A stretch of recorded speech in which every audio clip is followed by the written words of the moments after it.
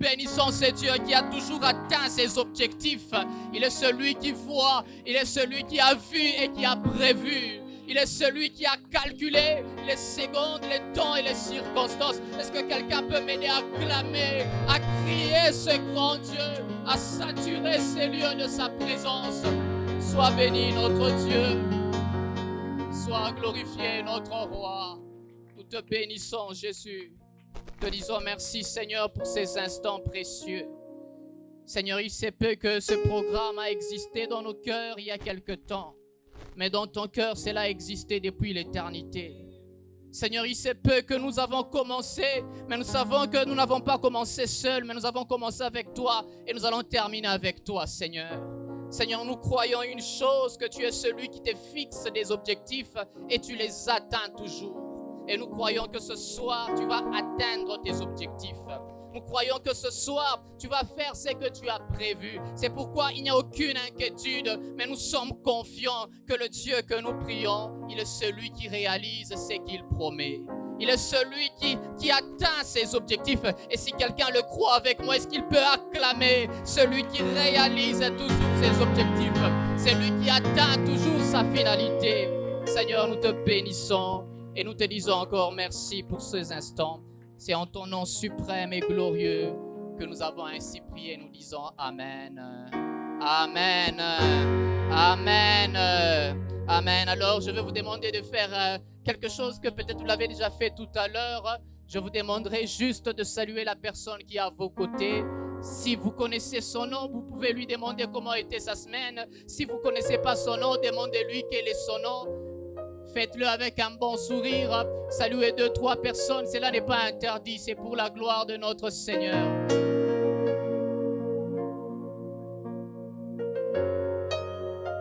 Que Dieu soit béni. Que notre Dieu soit élevé. Nous bénissons l'atmosphère qui règne déjà au milieu de nous. Et nous nous demanderons de garder cette joie qui est au milieu de nous. Est-ce que quelqu'un est dans la joie ce soir? Est-ce que tu peux m'aider juste à balancer ta main? Si tu es dans la joie, vous savez, j'ai appris que la joie c'est une décision. Si tu décides d'être dans la joie, alors tu peux l'être. Alors ce soir, je nous demanderai ensemble de décider d'être dans la joie, car nous croyons que Dieu va nous faire du bien. Amen. Amen. Amen. Que Dieu soit béni. Sans plus tarder, nous allons présenter notre travail. Amen. Amen. Pour ceux-là qui ne nous connaissent pas, nous, c'est l'église Assemblée Royale. Amen. Amen. L'église que dirige le pasteur Jeff Kalenga, l'apôtre Jeff Kalenga, que je demanderai qu'il puisse se tenir debout pour que nous puissions le saluer avec des cris de joie, avec des acclamations. Amen. Amen. Nous sommes tellement très heureux d'avoir comme père le pasteur Jeff Kalenga. Vous savez, c'est une personne, chaque fois quand je le regarde, j'ai comme l'impression qu'il est la définition même du courage. C'est parmi les qualités qui m'a toujours impressionné chez lui. Est-ce que vous pouvez m'aider encore à apprécier cet homme?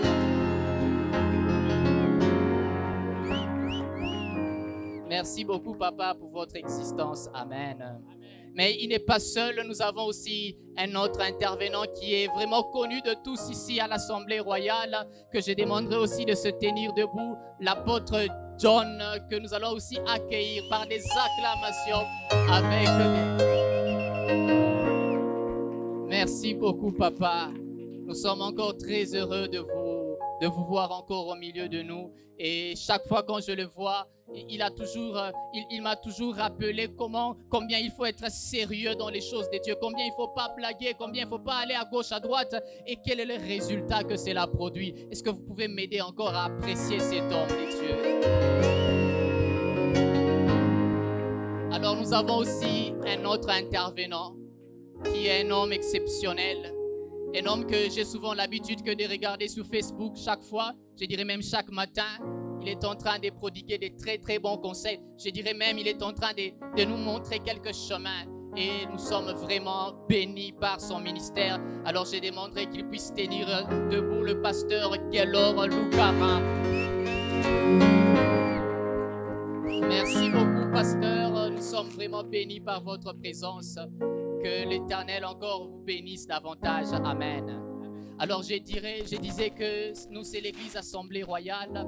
Nous sommes en train d'organiser, comme vous pouvez le constater, je sais que c'est là a suscité plusieurs questions dans vos cœurs. Vous vous êtes demandé, nous sommes habitués chaque fois lorsque nous entrons dans un culte, nous trouvons la chair devant. Ça vous étonne peut-être que vous ne puissiez pas trouver la chair ici devant. Alors, je rappelle qu'ici, il est question d'un atelier spirituel. Amen.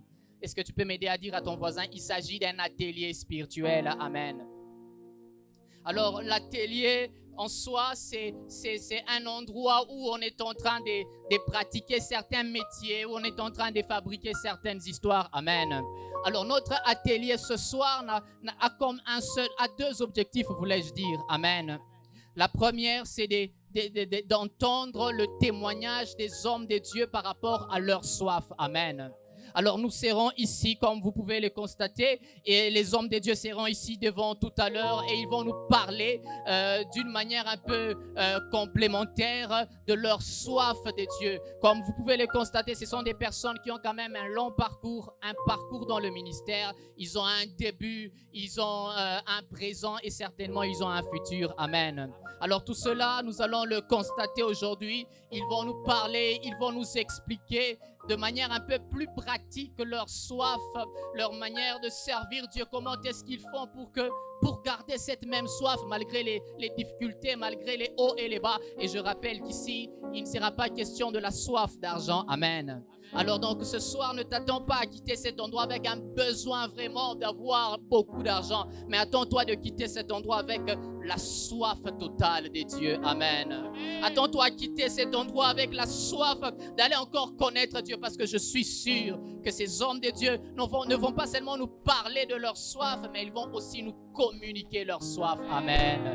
Si tu le crois avec moi, est-ce que tu peux m'aider à acclamer et à dire encore gloire à Dieu pour la soif que nous allons recevoir de la part de ces hommes. Amen. Alors ce soir, nous avons aussi un homme bien au milieu de nous, un papa. Et si cela était permis, j'allais dire un grand-père pour nous, mais comme c'est un concept qui n'est pas permis, permettez-moi et je demanderai à toute l'église de se tenir debout pour saluer ces grands hommes de Dieu, Mouzé Chichi, qui peut se tenir debout de là où il est, que nous puissions le saluer avec beaucoup d'acclamation. Amen.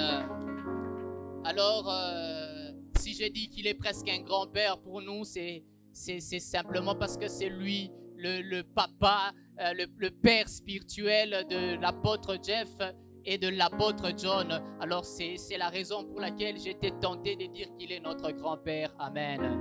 Alors que Dieu soit béni. Alors je sais qu'il y a certains invités qui sont là peut-être, qui ont l'habitude de venir qu'à certains événements. Peut-être je ne connais pas votre nom, alors je vous demanderai juste de vous tenir debout. Si vous n'êtes pas de l'église Assemblée Royale, que l'Assemblée Royale puisse vous saluer par des acclamations. Alors si vous n'êtes pas de l'église Assemblée Royale, je vous demanderai de se tenir debout, que ces invités puissent se tenir debout. Karibusana, est-ce que vous pouvez vous tenir debout? Et l'Assemblée Royale va vous saluer avec les acclamations.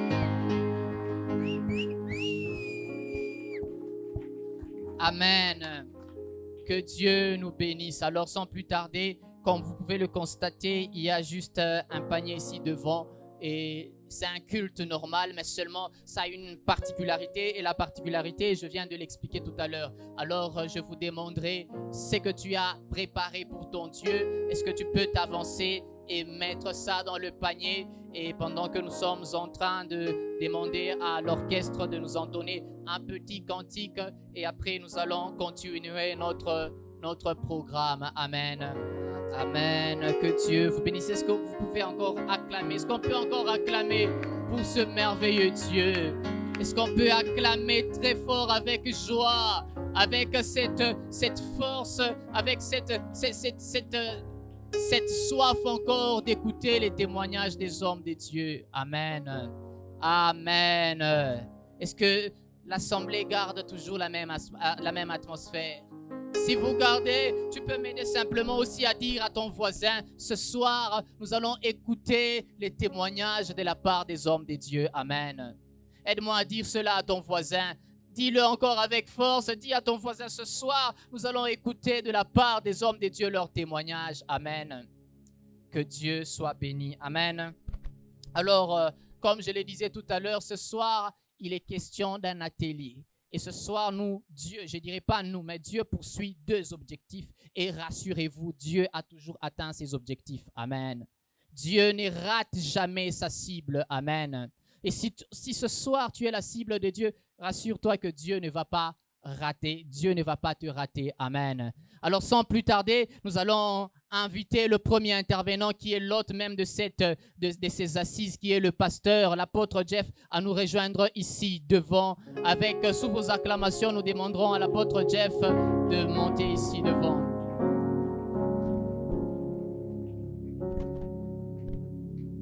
Et je demanderai en même temps aussi à l'apôtre John, qui est aussi un papa si merveilleux aussi, à nous rejoindre ici devant pour cet atelier.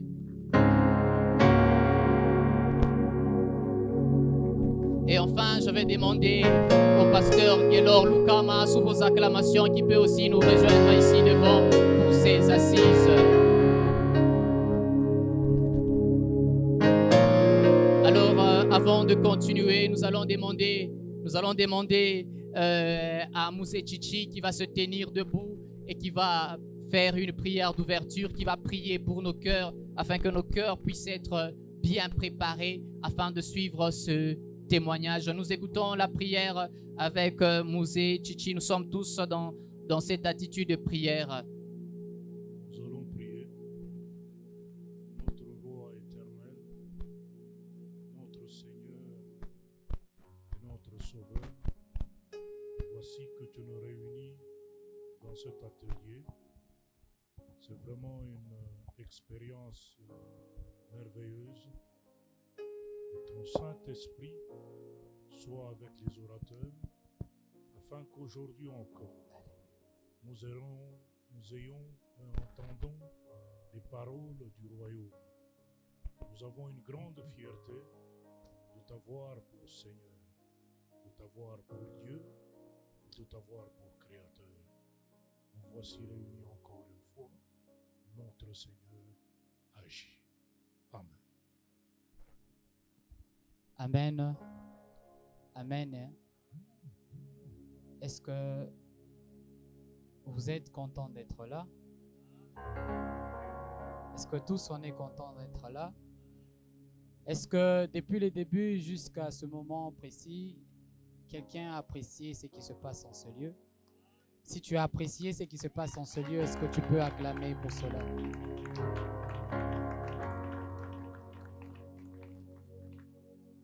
Bonjour, pasteur. Nous sommes très heureux de vous accueillir. Je pense que toutes les présentations ont été déjà faites. Et tout d'abord,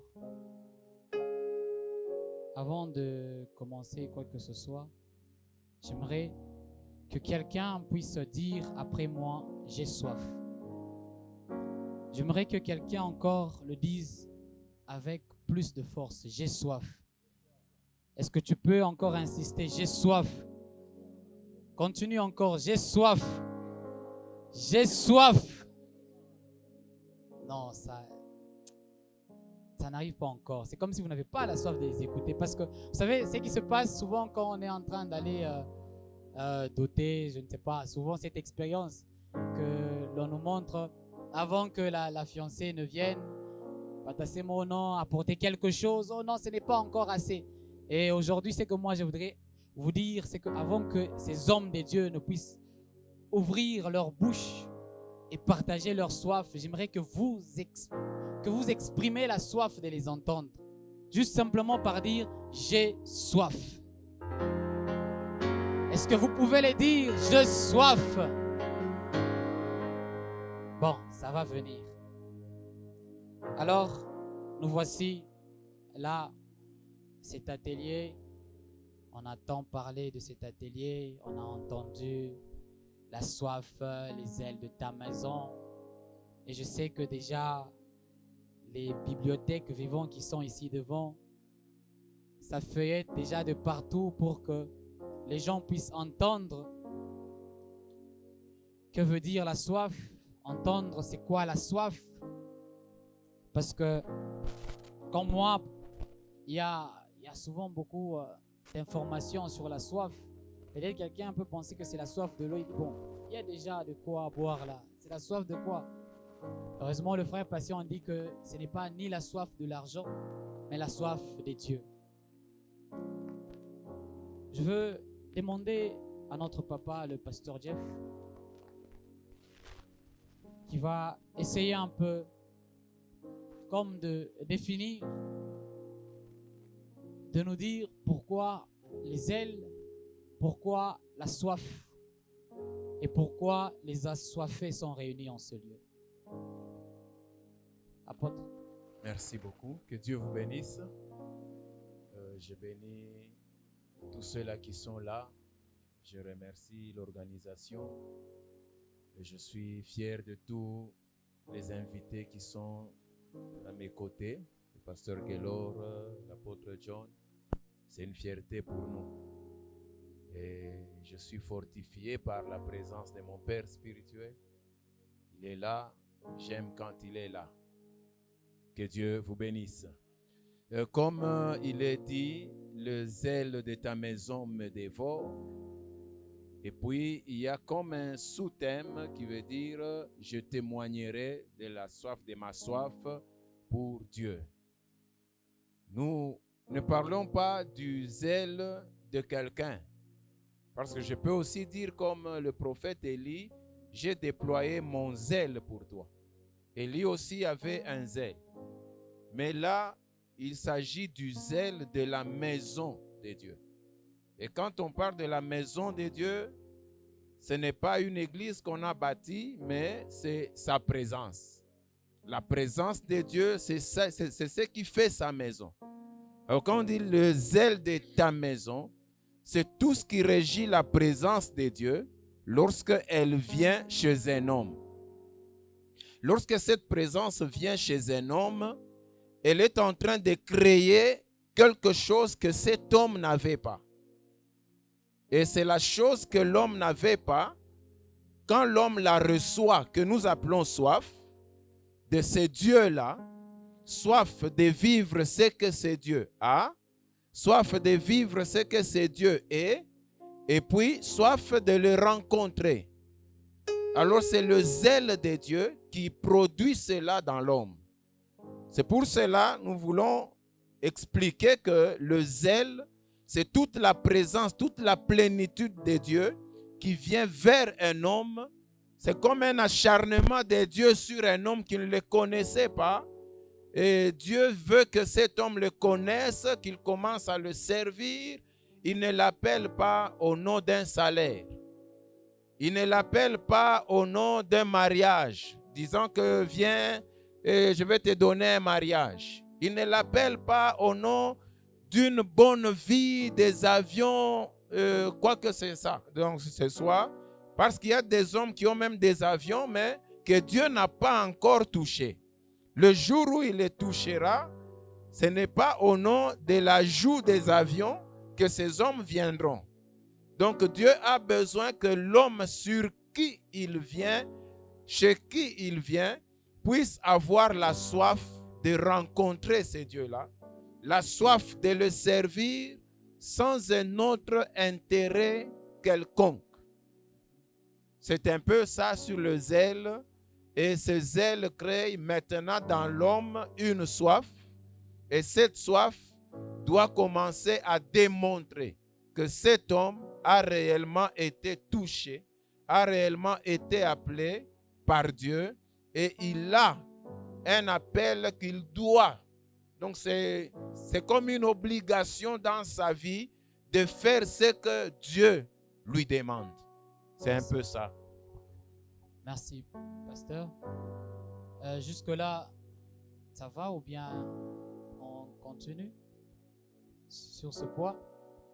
Parce que ce que j'aimerais juste dire, que j'ai saisi par le pasteur et rappeler à tout un chacun de nous, les ailes de Dieu viennent et ça produit la soif dans l'homme. Et aujourd'hui, nous allons nous arrêter sur la soif. C'est même là notre problème. Parce que nous voulons comprendre cette soif. qui proviennent bien sûr des ailes de la maison de l'Éternel.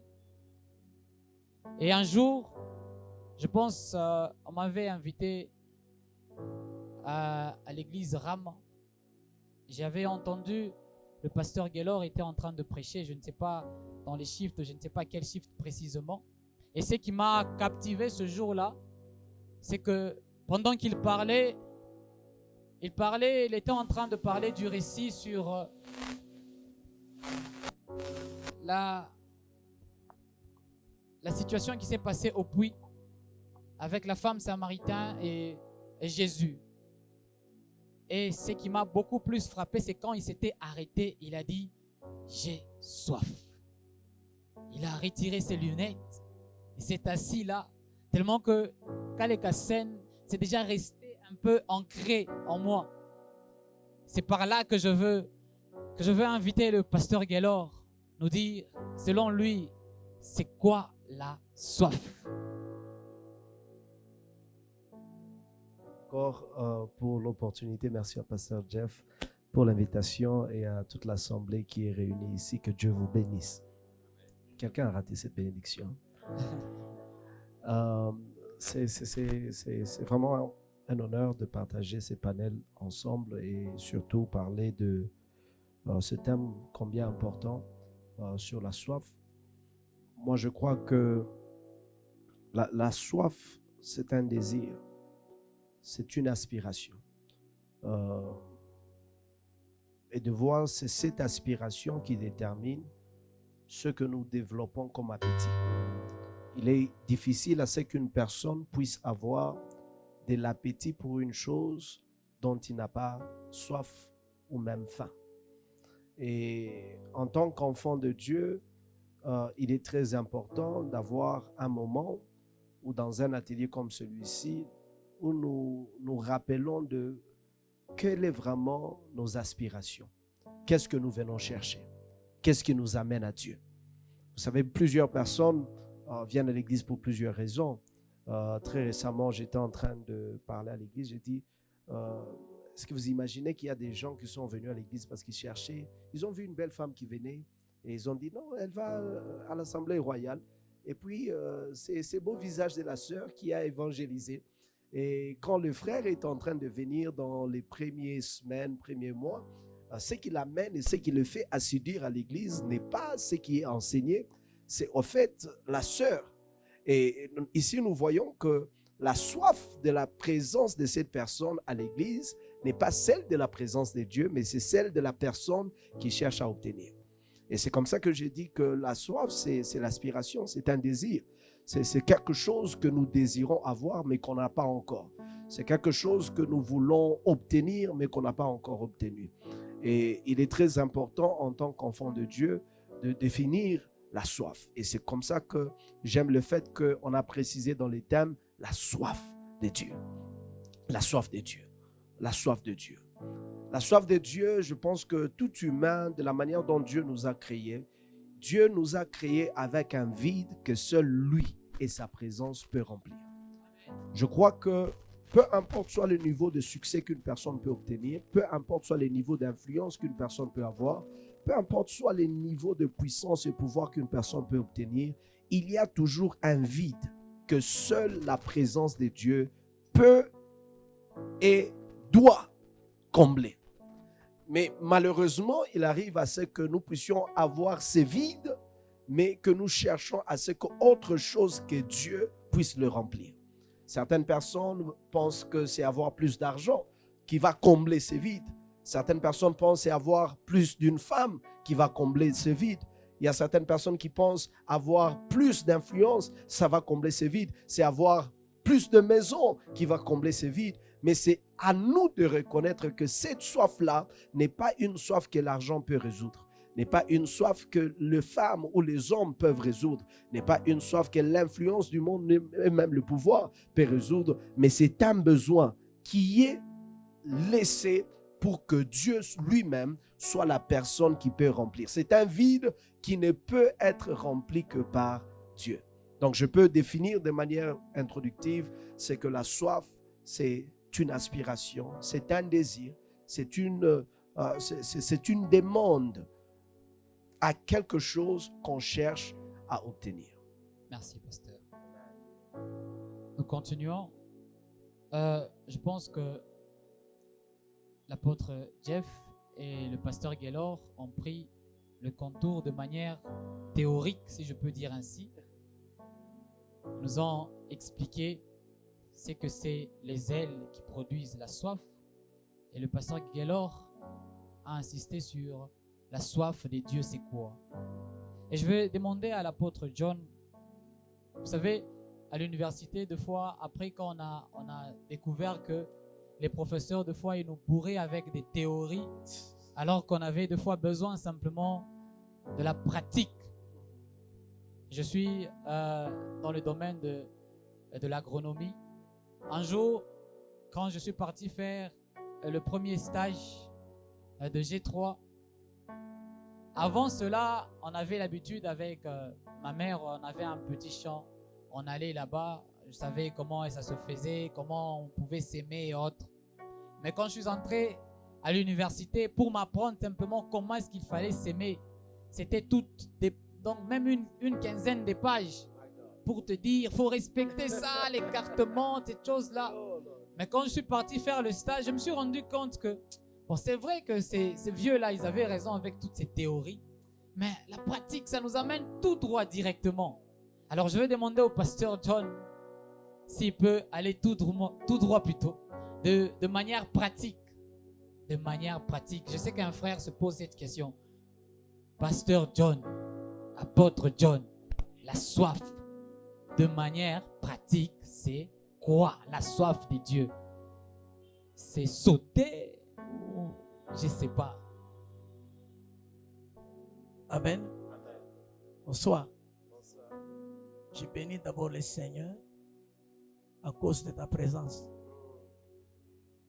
Et si je peux encore revenir en arrière, je le bénis pour sa présence. Amen. Et je bénis aussi le Seigneur pour la présence de notre papa à nous. Parce que quand il est là, nous nous sentons à l'aise. Amen. Hein? Amen. Bien-aimé, définir la soif, même quand moi on m'a donné ce thème-là, j'ai dit que cette histoire ici est très difficile. Parce que c'est comme quelqu'un qui ne sait pas nager, mais on le jette dans l'eau. Comment est-ce qu'il va s'en sortir? Alléluia. C'est vrai que j'ai vu qu'il y a quelque chose dans ce que notre frère ici a dit, qu'on puisse aller de manière pratique. De manière pratique, la soif, moi je peux dire, est une naissance. Est une naissance. Parce qu'un enfant ne peut pas faire quelque chose si d'abord il n'est pas né. Donc pour arriver à faire, il faut d'abord naître. Et puis la naissance, il faut avoir des parents. Parce qu'il y a des enfants qui naissent, quand vous commencez à demander leurs parents, vous ne les trouvez pas. Amen. Parce que Dieu, quand il parle de la témoigner de notre soif pour Dieu, c'est-à-dire que ça ne vient pas d'un homme. Ça vient de Dieu. Et quand vous naissez, vous ne l'avez pas d'abord. C'est là que j'ai dit, il faut avoir des vrais parents. Parce que la soif doit venir avec la mentalité, les caractères et les habitudes. Je ne sais pas si vous comprenez. Parce que l'enfant quand il naît, il n'a pas de mentalité. L'enfant quand il naît, il n'a pas de caractère. Même des habitudes. C'est-à-dire que on va lui inculquer ou l'éduquer. Voyez, c'est-à-dire que cette soif-là vient de quelque part et on vient, je peux dire, l'imposer dans la vie de quelqu'un. Et ce quelqu'un-là commence à vivre par rapport à ça. C'est là que vous allez trouver des enfants bien éduqués et des enfants mal éduqués. Et nous les trouvons même sur le plan de l'église, comme nous sommes dans l'église déjà. Nous sommes en train de constater une diminution spirituelle par rapport à un temps ou à des années en arrière. Parce que les enfants d'aujourd'hui et les enfants d'hier, il y a une différence au niveau de la soif. Parce que le problème dans la pratique, c'est l'âme. David a dit quelque part, il dit, mon âme a soif de toi. Maintenant, si nous posons la question à David, cette âme-là qui avait la soif de Dieu, comment est-ce que cette soif-là est arrivée dans son âme? Mon âme a soif de toi. Donc de manière introductive, je peux dire que vous devez d'abord, avant toute chose, bien aimé, vous poser cette question-là. Comment est-ce que vous êtes né? Que Dieu bénisse. Wow. Est-ce que quelqu'un peut dire j'ai soif? J'ai soif. Quelqu'un peut encore le dire haut et fort, j'ai soif. J'ai soif. À ce rythme, on risque d'aller plus loin. Bon, on va foncer petit à petit, mais de manière un peu brève. Je peux dire, j'ai une petite question. Bon, pas une petite question. Nous avons besoin que chacun de vous me cite 2 signes.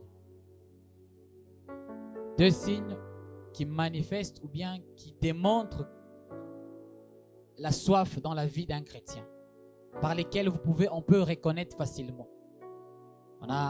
J'ai demandé à l'apôtre John, de manière pratique, la soif c'est quoi? Et tout un chacun de nous, on nous a parlé de la naissance, la nouvelle naissance. Et je pense peut-être que l'apôtre John ne va pas revenir sur ce signe-là. Alors je vais commencer par le pasteur Gaylor. Si vous pouvez nous citer ne fût-ce que 2 signes quand vous regardez un chrétien, quand vous regardez un serviteur, quand vous regardez un homme de Dieu, 2 signes selon vous qui témoignent que là, il y a la soif de Dieu. 2 signes. Merci pour la question. Je crois que parmi plusieurs signes qui peuvent exister parlant de la soif ou qui peut démontrer qu'il y a une soif, premièrement, et ici nous parlons de la soif de Dieu, Oui, bien sûr. C'est cet empressement de vouloir être dans la présence de Dieu. Ok. Ici, qui est défini comme un zèle. Oui. J'ai été à l'église hier, mais hier ne suffit pas. Ok. Je veux être là encore aujourd'hui. Ok. J'ai été aujourd'hui toute la matinée, mais ça ne suffit pas. Je rentre à la maison, j'ai fini tout ce que je dois faire, mais je sens que je dois encore prier. Ce besoin-là, cet empressement-là, c'est un signe de la soif de Dieu. Okay. Deuxième signe, c'est juste ces désirs d'être dans la présence de Dieu. Les désirs d'être dans la présence de Dieu. Ici, il y a d'un côté l'empressement, de l'autre côté les désirs. Les désirs. C'est-à-dire, tu veux juste être dans l'environnement, dans l'atmosphère où Dieu est. Tu veux être dans l'atmosphère où on peut te parler de la part de Dieu. Tu veux être dans l'environnement où quelqu'un peut exhorter. Je me rappelle, parce que peut-être on parle de nos témoignages, quand, pour la petite histoire, je suis fils de pasteur. Mon père, le pasteur Seba Ufunu, grandi dans l'église. Mais à un certain moment, je commence à joindre un peu les activités de l'église. On a commencé à m'apprendre à jouer au synthé. De là, j'ai intégré l'église, j'ai commencé la chorale et tout ça. Mais j'étais encore juste un membre de l'église, fils du pasteur, mais qui n'a pas encore rencontré Dieu. C'est-à-dire, je suis à l'église parce qu'on m'amène à l'église. Je suis à l'église parce que tout le monde à la maison va à l'église. Je suis à l'église parce que tu n'as pas d'autre choix. Qu'est-ce que tu fais si tu es fils de pasteur les dimanches ou le culte? C'est-à-dire, je vais à l'église. Et puis, deuxièmement, c'est à cause de la passion que j'ai commencé à développer pour la musique. C'est-à-dire, je vais à l'église parce que j'aime jouer au synthé. Je n'ai pas de synthé à la maison, mais je ne peux que le jouer à l'église. Ma raison d'être à l'église n'est pas le fait que je veux participer au culte, mais c'est que je dois me détendre en jouant au synthé. Mais à un certain moment, il y a eu un déclenchement dans mon esprit. Et ce déclenchement est parti du fait que j'ai joint l'équipe d'intercession de la jeunesse. Et dans cette équipe de jeunesse, il y a eu des frères et sœurs qui étaient, en tout cas, leur zèle pour Dieu inspiré de faire comme eux. C'est-à-dire, quand je le voyais prier, quand je le voyais servir, je me disais, mais comment est-ce qu'ils font? Comment est-ce qu'ils arrivent à ça? Comment est-ce qu'ils ont la capacité? Je me rappelle, pendant plusieurs jours, je le voyais prier en langue. Je me dis, Seigneur, est-ce que tu peux me donner la grâce de prier en langue? Et le secret de ça, c'était de passer encore plus de temps dans la présence de Dieu. C'est-à-dire, je devrais passer de cette personne qui partait à l'église à cause de la passion de keyboard ou de synthé, de la passion ou des responsabilités parentales, le fait que les parents t'amènent à l'église, d'être cette personne qui découvre maintenant que dans ce que je veux obtenir, ce que j'apprécie chez les autres, ça ne peut être que par la soif que tu développes pour toi-même. C'est-à-dire que je ne peux pas manger ce que tu manges sans développer la faim ou l'appétit que tu as pour les choses que tu aimes. Et c'est ce qui a été pour moi. J'ai commencé à développer, pas seulement désirer ce qu'ils avaient, mais pour avoir ce qu'ils avaient, je devais développer l'appétit qu'ils avaient de ces choses. Et plusieurs fois dans l'église, nous désirons des choses sans développer l'appétit qui a fait à ce que les autres puissent obtenir ce qu'ils ont obtenu. Et c'est pourquoi pour moi, ça a été ces personnes, quand je le voyais tellement zélé, tellement donné, quand ils priaient, la puissance du Saint-Esprit descendait. Je me disais, Seigneur, comment est-ce que je peux faire ces choses? Ce ne sont pas des choses, aujourd'hui peut-être, on remet en question beaucoup de choses qui ont lieu à voir avec la démonstration de la puissance de Dieu. Nous remettons en question ces choses aujourd'hui, mais c'était des choses à notre époque. Oh mon Dieu, je suis encore jeune, mais ça fait 17 ans que je suis pasteur. Mais il y a une époque où quand je voyais ces choses, je me disais, Seigneur, ce sont des choses que je voudrais voir. Pas avec le désir d'être pasteur un jour, mais comme juste un enfant de Dieu, je voudrais entrer dans cette dimension d'expérimenter Dieu, l'écouter. Comment est-ce qu'une personne prophétisait? Comment est-ce qu'une personne tombait sur la puissance du Saint-Esprit? Un jour, je me suis retrouvé dans une réunion de la JPC. Il y avait la puissance du Saint-Esprit. Presque 80% de la salle était par terre. Moi, j'étais debout. Je me dis, mais qu'est-ce qui a fait à ce que tout le monde soit touché? Et moi, je n'ai pas été touché. C'est-à-dire, il y avait une certaine sensibilité que je devais cultiver. Et moi, je crois que c'est parmi les signes, le désir, l'empressement et même la sensibilité que nous avons face à Dieu. Développer cet appétit, pour moi, ce sont des signes qui ont, disons, pour moi, j'ai vu chez les autres et j'ai désiré ça pour moi. Waouh! L'empressement et le désir. Je sais que toi, tu étais en train de t'imaginer peut-être que cette soif-là, quand tu regardes le pasteur Geller en train de parler, tu te dis, j'aimerais exprimer aussi la même soif. L'empressement et le désir. N'est-ce pas bon ce qui se passe en ce moment? N'est-ce pas bon ce qui se passe en ce moment? J'ai même envie qu'on arrête simplement, que l'on expérimente la soif. N'est-ce pas ça? Qu'on expérimente la soif. Qui a soif ici? Qui a soif ici? Est-ce que d'abord tu peux acclamer pour la soif que tu as?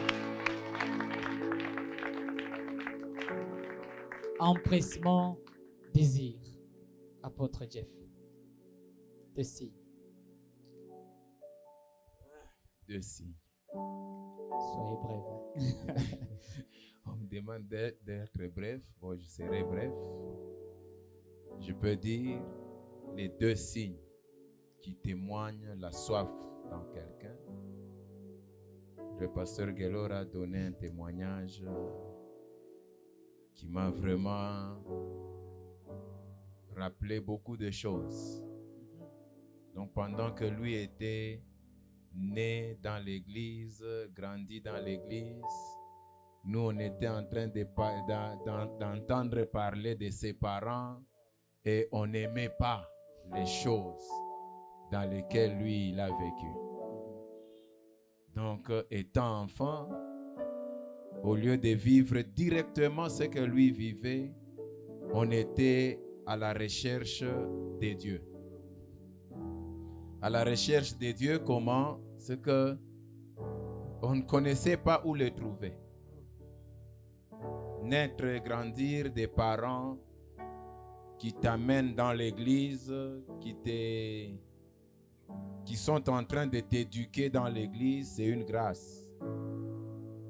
Nous avons connu la prière parce que nous étions dans une école.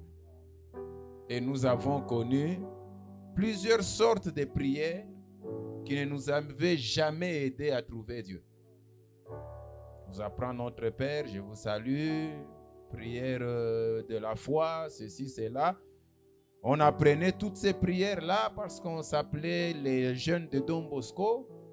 Bon, c'était, je ne sais pas si c'était un chemin, comment, mais quand j'ai quitté un peu cette dimension, c'est-à-dire j'ai grandi, j'ai trouvé que mes parents m'amenaient dans quelque chose où je n'avais jamais trouvé Dieu. J'ai commencé à chercher Dieu de moi-même.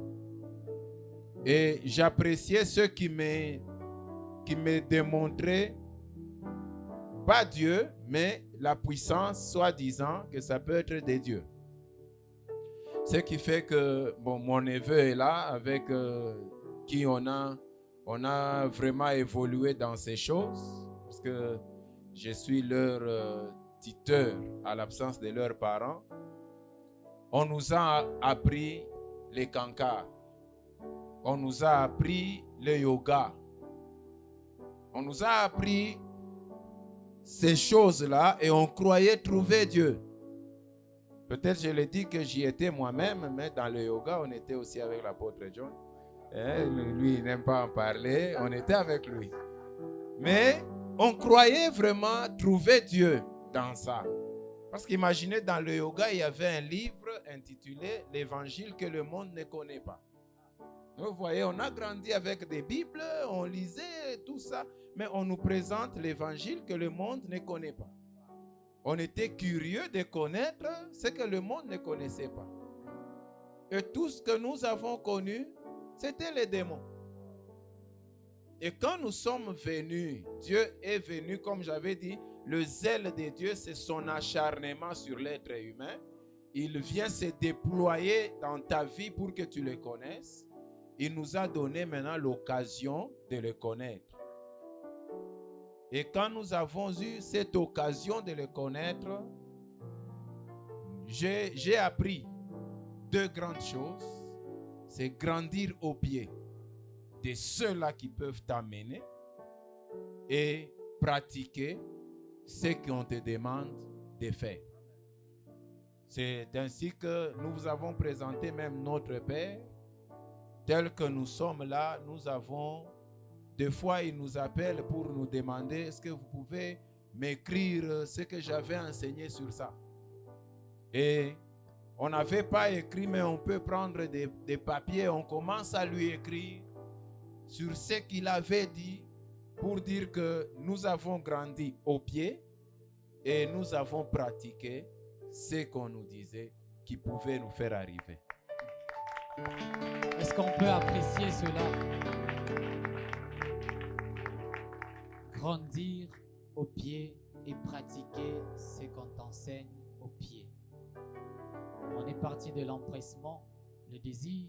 Là, nous avons grandir au pied et pratiquer ce qu'on t'enseigne au pied. Apôtre. Amen. Ce que je peux partager avec vous à cette dimension, pour voir si quelqu'un a la soif de Dieu. Je peux dire premièrement, c'est la préoccupation. Celui qui a la soif de Dieu ne se préoccupe que de Dieu. On ne peut pas trouver dans une âme qui a la soif de Dieu, cette âme-là se préoccupe d'autre chose. Pourquoi je dis ça? Parce que la soif, comme je l'ai dit tantôt là, vient de quelque part. Ça vient de Dieu. Et comme ça vient de Dieu, ça vient mettre les projets de Dieu en nous. C'est ce qui produit maintenant ce qu'on appelle les ailes. Maintenant, vous allez même voir, il y a des gens, des fois on dit, toi tu es en train de servir le Seigneur à temps plein.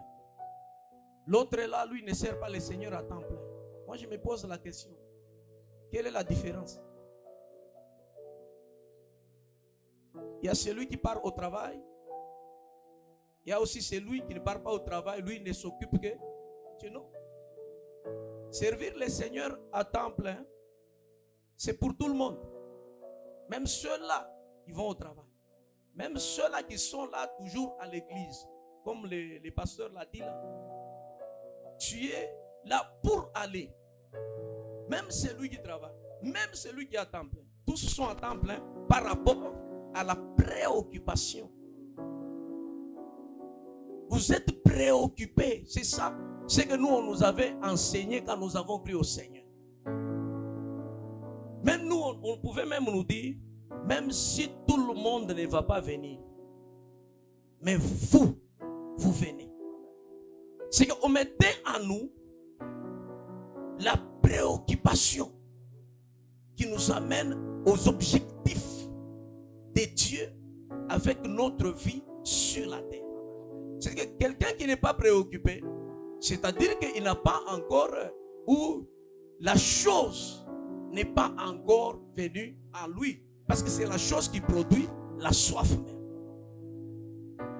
Deuxième chose, je peux dire le respect. Quand quelqu'un a la soif, il respecte deux choses. Si je peux dire. Si je peux dire troisième chose, je vais les citer. Il respecte Dieu plus que tout. Il respecte son père spirituel. Et puis, troisièmement, il se respecte lui-même. C'est à ce moment-là on peut voir cette soif-là. Je peux arrêter là. Merci, apôtre. Nous sommes déjà dans le vif du sujet. Avant de vous laisser témoigner, donner un témoignage qui s'attache profondément à votre soif de Dieu.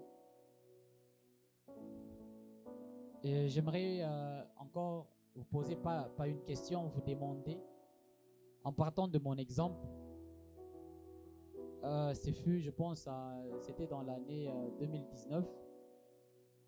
C'est l'année où, de tout un peu, peut-être mon existence en étant conscient, que j'ai traversé un moment qui m'a fait pleurer et un moment qui m'a perdu.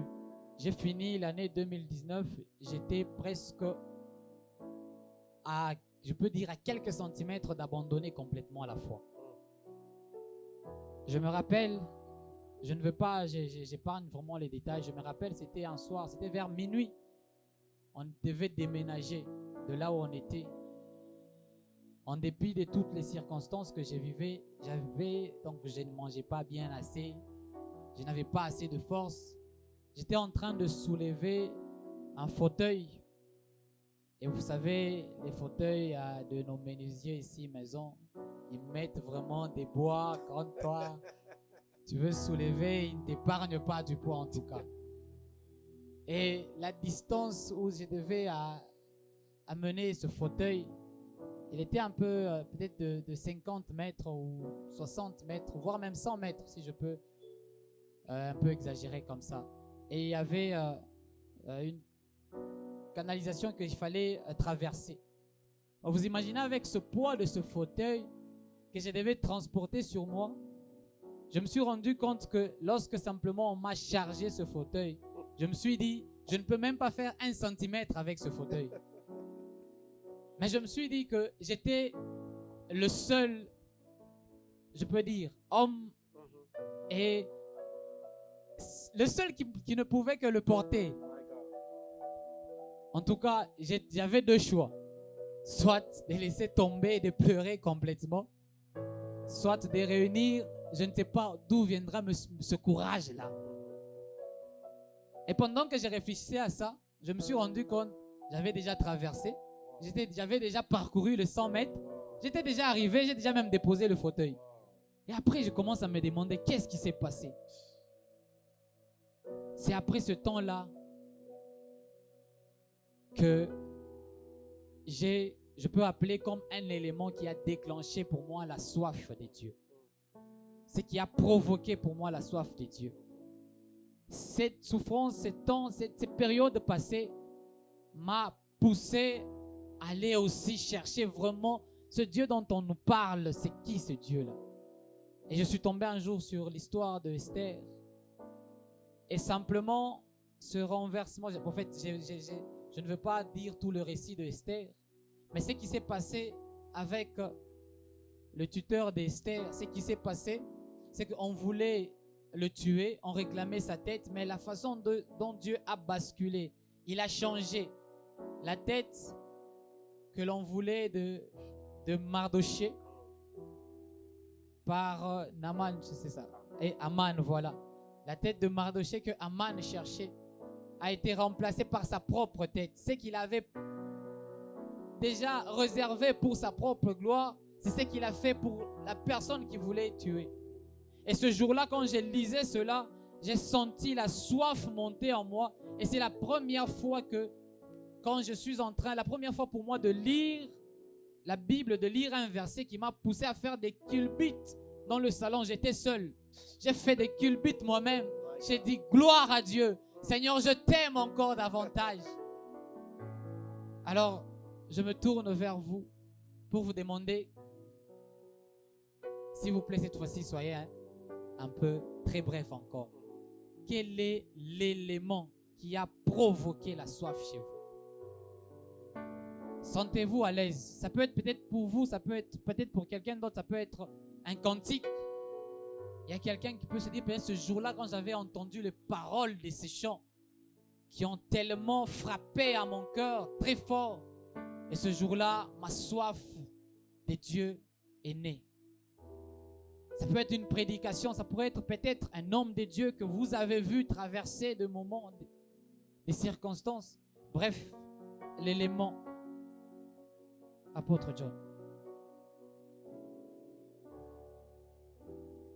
En tout cas, c'est une question, pour moi c'est très difficile. Parce qu'il y a tellement d'éléments que je pouvais dire, mais vous m'avez demandé que je puisse être bref. Mais je vais vous dire une seule chose.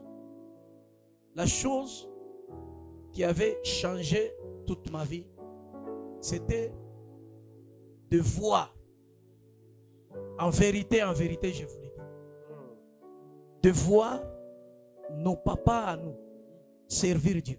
Amen. Parce que c'était des hommes sérieux, courageux. C'était des hommes, quand vous les rencontrez, ces hommes n'avaient pas de futilité.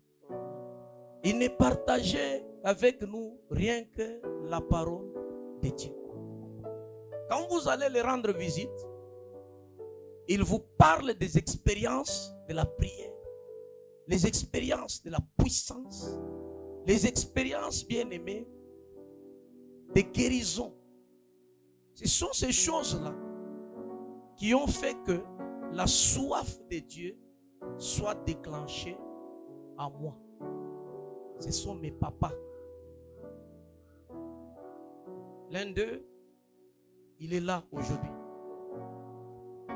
Moi, quand je passe même des moments difficiles, je ne pense qu'à eux. Quand je pense à eux, je sens c'est comme si on me communiquait encore cet amour, ce premier amour-là. Cet amour-là, ça revient encore. Ça revient encore. C'est ça même mon secret. Ne pensez qu'à eux. Quand ils nous disaient de faire des 15 heures de prière, quand ils nous disaient de jeûner à tout moment. Nous, on allait même à l'école, on nous donne par exemple 3 jours de jeûne. Mais moi, j'étudiais dans les après-midi, quand j'étais encore à l'humanité. Je devais jeûner pendant 3 jours en allant à l'école. C'est-à-dire que pour moi, ma soif à moi, c'est mes pères spirituels. C'est ce que je peux dire. Est-ce que nous pouvons acclamer pour cela? Est-ce que tu peux bien apprécier cela par tes acclamations? Il faut toujours avoir quelque chose que l'on repasse, qu'on repasse comme Jérémie dit.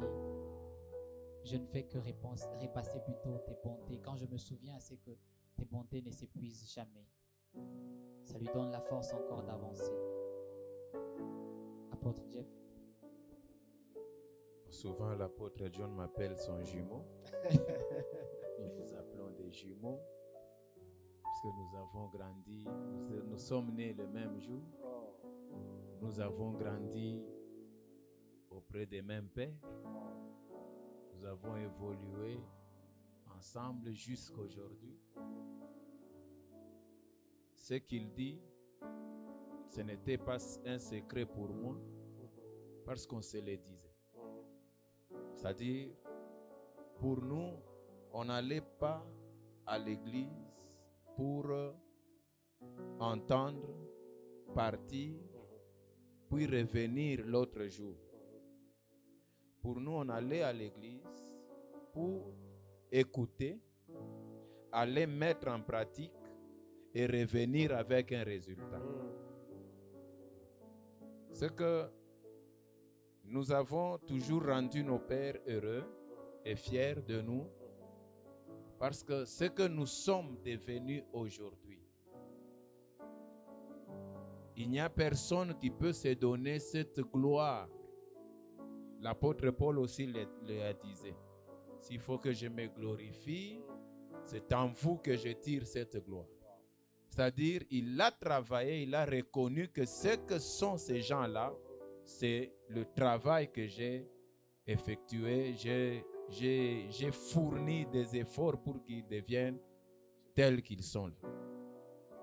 Alors, les enseignements de nos pères, leur manière de vivre, leur manière de conduire, de modérer des cultes, ce qu'ils nous enseignaient, c'est ce qui a fait que nous sommes devenus amoureux, assoiffés de Dieu.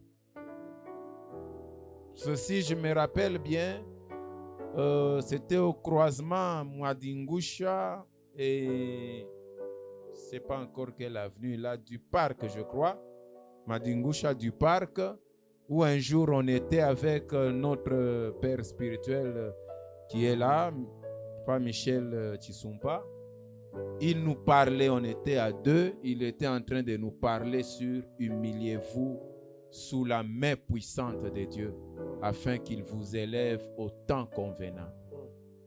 Je vous dis que cette exhortation nous avait poussé à prendre toute la période de nos vacances. La période pendant laquelle tout élève a droit au jeu, a droit à faire un peu, donc à se divertir. Mais ça nous a pris toute la période de nos vacances à la montagne, en retraite. Et on ne faisait que chercher Dieu pour découvrir cette main dont on nous a parlé, donc sous laquelle nous devons nous humilier et qui pouvait nous élever au temps convenable. ça avait déclenché une soif. Et pendant qu'on rentrait en chemin, on s'est parlé comme les disciples sur le chemin d'Emmaüs. Papa, qu'est-ce que nous allons faire sur base de ce que... Bon, je ne peux pas dire que Dieu pardonne à mon père spirituel, mais son ministère nous a ravi la jeunesse. Ça nous a ravi la jeunesse. On n'a pas eu le temps d'être jeunes. Donc nous nous sommes comportés directement en des gens que Dieu cherche. Amen. C'est un peu ça.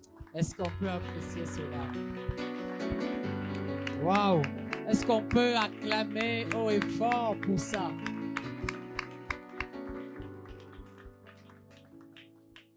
Est-ce que quelqu'un peut dire après moi, j'ai soif?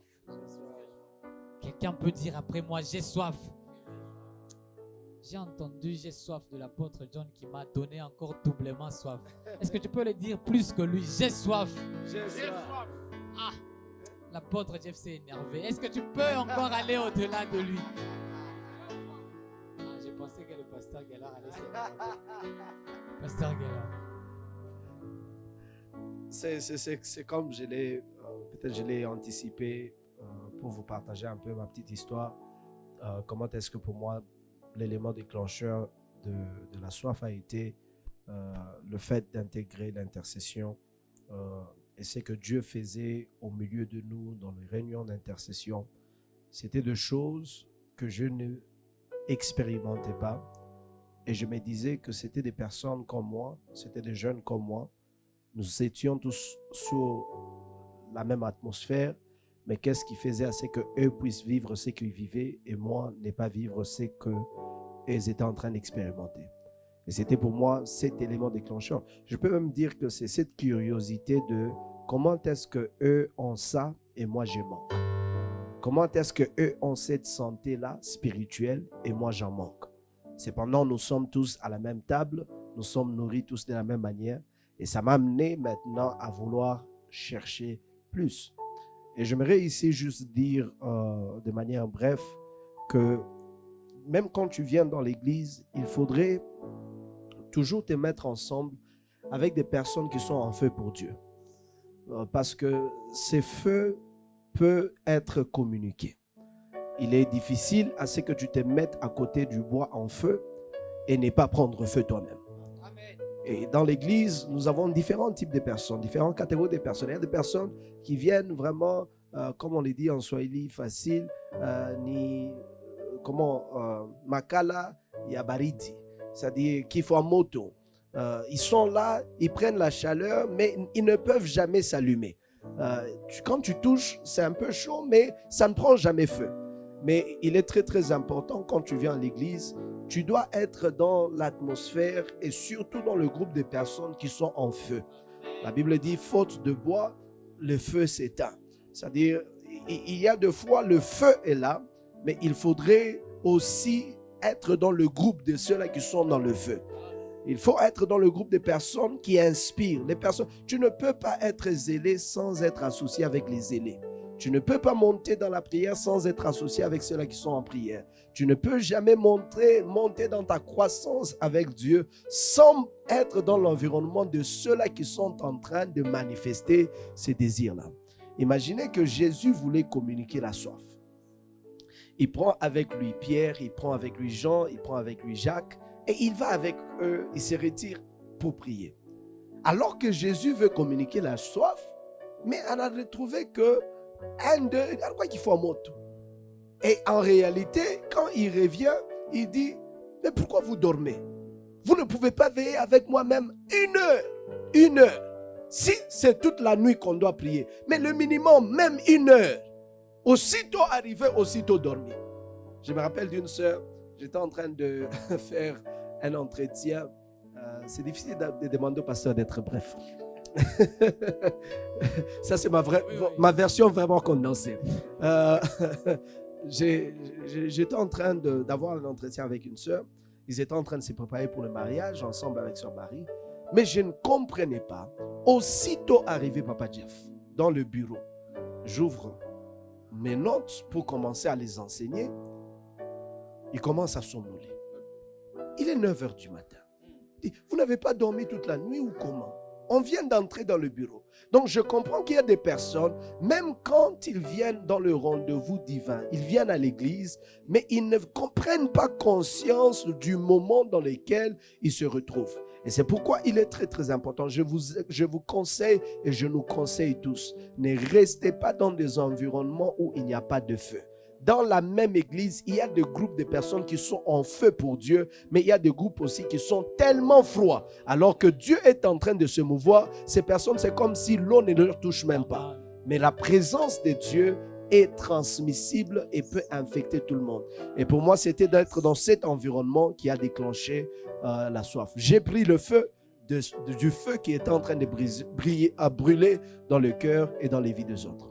Amen. Est-ce qu'on peut apprécier cela? J'ai soif. On peut y aller. J'ai soif. Vous savez pourquoi est-ce que je nous demande cela? Le pasteur Gaylor vient de toucher quelque chose qui m'a beaucoup plu. Et j'espère que parmi nous, Hakuna Bifuamoto, hein? En tout cas, si je dis j'ai soif, si tu regardes ton voisin qui dit j'ai soif, suspect, hein? Ah bon, ce n'est pas moi qui l'ai dit. C'est juste pratique. On est dans la pratique, non? Ok, est-ce qu'on peut pratiquer? J'ai soif. J'ai soif. Je pensais qu'il allait avoir un assoiffé qui allait même se tenir debout et crier j'ai soif haut et fort. J'ai soif. J'ai soif. J'ai soif. Est-ce que quelqu'un qui a soif peut acclamer pour sa soif? Est-ce que quelqu'un qui a le cœur qui brûle pour la soif de Dieu peut pousser un cri de joie? Est-ce qu'il y a un homme ce soir qui se dit que moi je ne suis pas Kifuamoto? Moi j'ai un cœur qui brûle pour la soif de mon Dieu. Est-ce qu'il peut exagérer dans ses acclamations? Alléluia. Je me tourne vers l'apôtre Jeff. Apôtre, qu'est-ce que la soif produit chez un homme sur le point positif et sur le point aussi négatif? Parce qu'il y a aussi des conséquences de la soif négative. Parce que tu avais tellement soif et ta soif de Dieu t'a amené, t'a engendré peut-être des combats. Ou bien ta soif de Dieu a fait qu'on a commencé à t'appeler Marimi. Oui, ça c'est vrai. Il y a aussi ceux-là qui ont tellement soif de Dieu que leurs amis ont commencé à les qualifier de n'importe quoi. Il y a tellement de gens, quand ils te voient, il y a quelqu'un de fois qui me dit, mais vous ne vous fatiguez pas. Chaque jour, lundi à l'église, mardi à l'église, mercredi à l'église. Mais qu'est-ce que la soif produit positivement et négativement?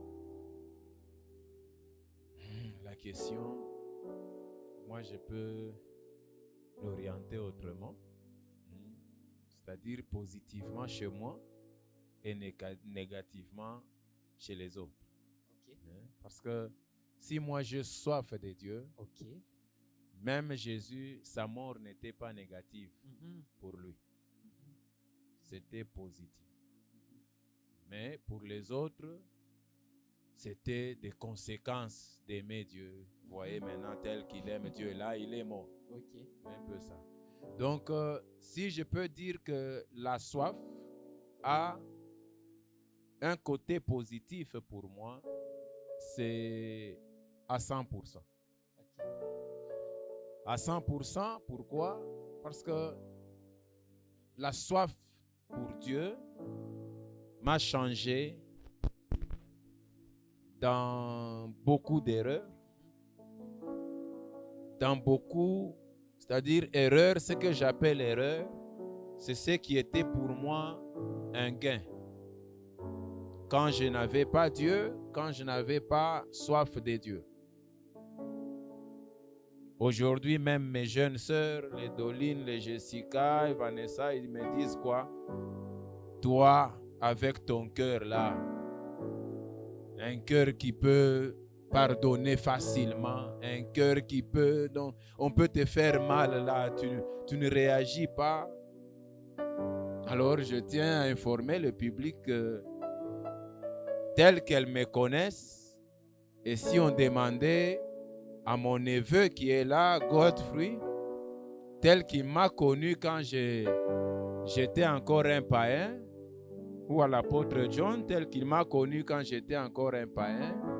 Donc, même si vous trouvez que c'est un côté négatif de la soif, directement vous changerez pour dire que c'est un côté positif. Parce que je me bagarrais un peu trop, et si je me mets à me bagarrer, c'est pour laisser des dégâts et oublier même. Donc, que tu sois fille ou garçon, si je veux taper dessus, je ne saurais pas si c'est une fille sur laquelle je tape ou si c'est un garçon. Alors, la soif de Dieu m'a amené à l'obéissance d'une prière dont on nous a imposé pendant des heures sur le brisement. Tellement que j'avais soif d'être ce que Dieu voulait, j'ai commencé à prier sur le brisement, que Dieu me brise complètement. Et je me suis retrouvé même incapable aujourd'hui de lever la main sur mon propre fils. Au moment où j'ai levé trop ma main sur mon neveu là, il était tout petit, je lui donnais même des coups de tête. Mais aujourd'hui, je suis presque incapable. Alors je vois que la soif de Dieu, mais je continue à éduquer. Ce n'est pas que si je deviens incapable de frapper, je n'éduque pas. Je continue à éduquer. Mais il y a quelque chose que la soif de Dieu a fait, c'est de me changer complètement. C'est un peu ça. Le côté négatif, pour moi, je n'en ai pas vraiment. J'ai comme envie de dire, changer un cœur en pierre, un cœur de pierre en cœur en chair. C'est ce qui s'est passé. Et je me tourne à l'apôtre John. Quels sont, selon vous, les éléments qui combattent la soif dans la vie de quelqu'un? Quand quelqu'un commence à monter dans sa soif pour Dieu, vous pouvez peut-être aider à prévenir quelqu'un, à commencer peut-être à les éviter, à commencer à savoir comment les affronter, ces éléments-là. Quels sont, selon vous, les éléments qui combattent la soif?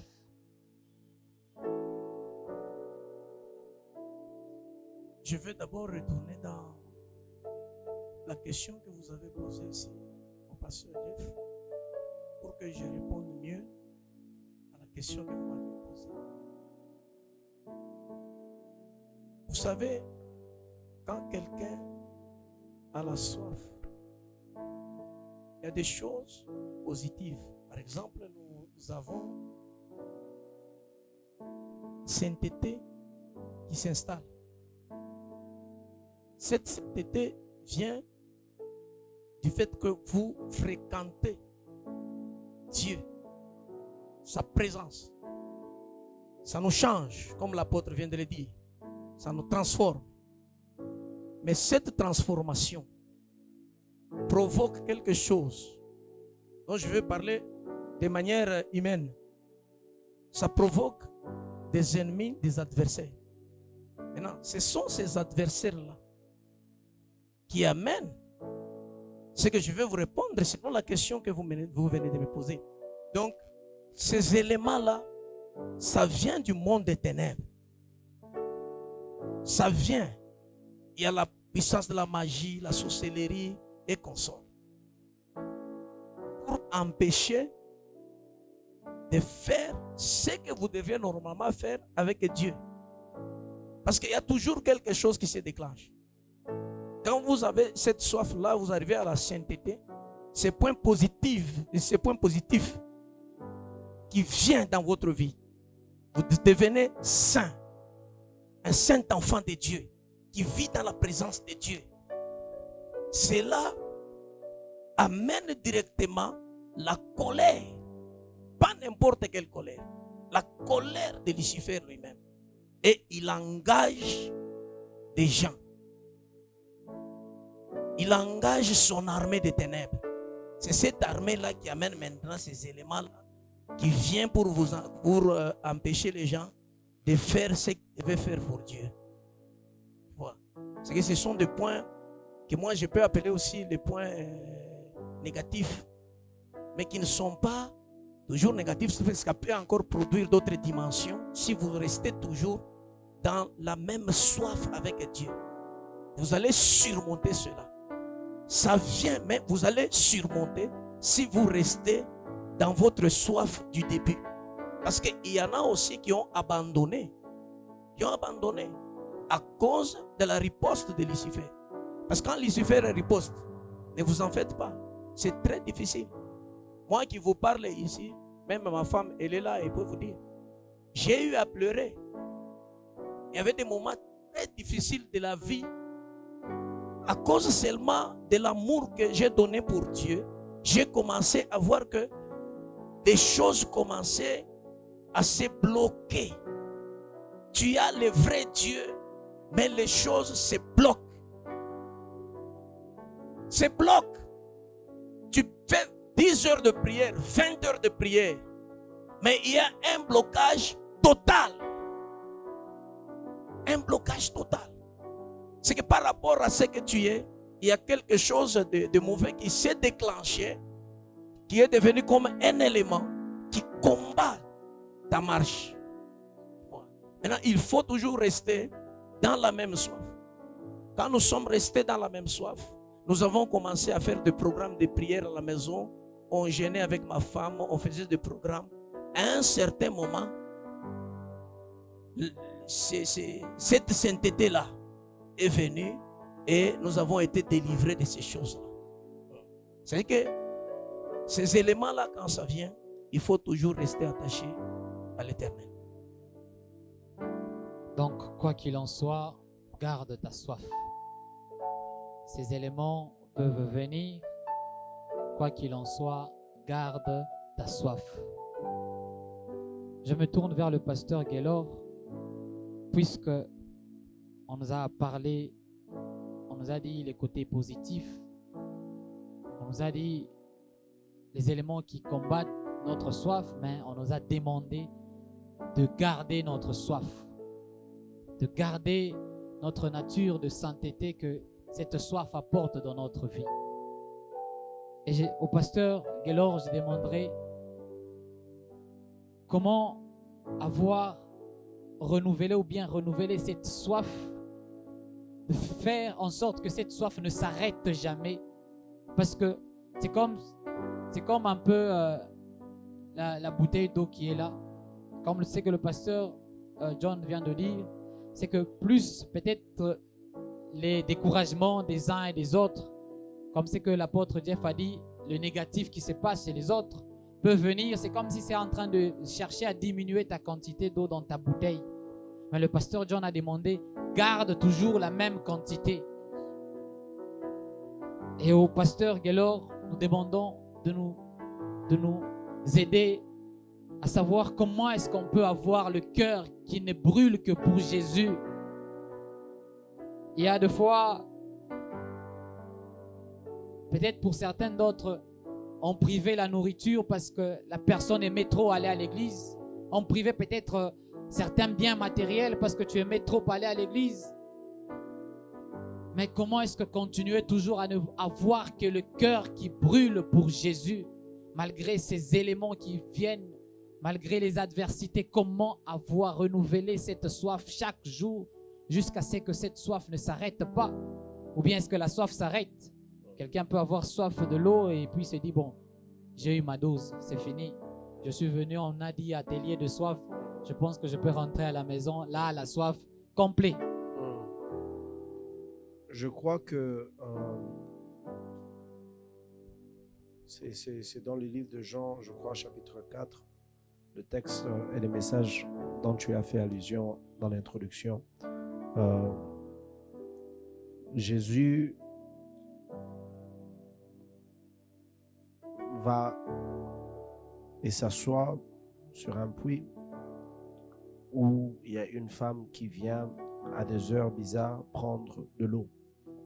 Et là, il s'entretient avec la femme, pose la question, donne-moi à boire. Il dit, quelle relation a-t-il entre nous et toi? Tu es un juif, moi je suis samaritaine. On n'a pas de relation. Jésus dit, si tu connaissais le don de Dieu et celui qui te demande de l'eau, tu serais la personne qui lui demande.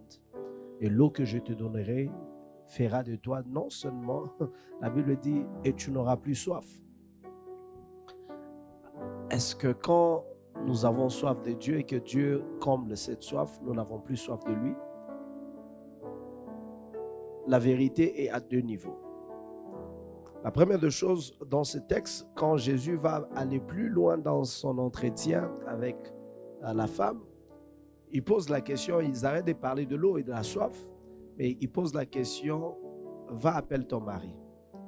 La femme dit, j'en ai pas. Jésus dit, tu as dit la vérité parce que même celui avec qui tu es n'est pas le tien. Il dit, la femme dit à Jésus, je perçois que tu es un prophète. Et quand Jésus se révèle comme ça, elle dit, ok, entrons maintenant dans une conversation religieuse. Parce que je comprends que tu es un prophète. Nos pères ont adoré ici et là. Mais toi, qu'est-ce que tu dis? Il dit, non, l'heure est venue, l'heure vient et elle est déjà venue où les vrais adorateurs adoreront le Père en esprit et en vérité. Qu'est-ce qui se passe ici, Pasteur Jeff? Du moment où Jésus commence à s'introduire et se révéler à cette femme, la conversation n'est plus au niveau de la soif. Parce que ce qu'elle est venue chercher, elle a trouvé plus que ça. Elle rentre dans toute la Samarie. Elle commence l'évangélisation. Venez voir l'homme qui m'a dit tout ce qui se passe dans ma vie. Toute la Samarie rentre avec cette femme et Jésus et la femme n'ont plus parlé de l'eau ni du puits, mais ils ont commencé à parler de la nouveauté de vie. Qu'est-ce qui se passe? Dieu est dans une dimension où ce que tu l'as connu comme hier n'est pas la dimension dans laquelle il est aujourd'hui. Amen. Come on. Qu'est-ce que cela veut dire? Ça veut dire que pour garder sa soif, il faudrait avoir la compréhension que tout ce que tu sais de Dieu n'est pas tout ce qu'il y a de Dieu. Amen. Peu importe soit les gloires, les dimensions et toutes ces choses que tu as vécues. Aujourd'hui, nous avons eu beaucoup de témoignages de notre Père Papa Michel qui est là et plusieurs qui peuvent témoigner de ce qu'ils ont vécu avec Dieu. Mais qu'est-ce qui fait à ce que jusqu'aujourd'hui, ils continuent à s'accrocher à ces dieux-là? Amen. Si j'ai plus de 40 ans dans le ministère, si j'ai fait plus de 40 ans dans l'église, qu'est-ce qui me garde encore dans l'église? Qu'est-ce que je dois encore voir que je n'ai pas encore vu?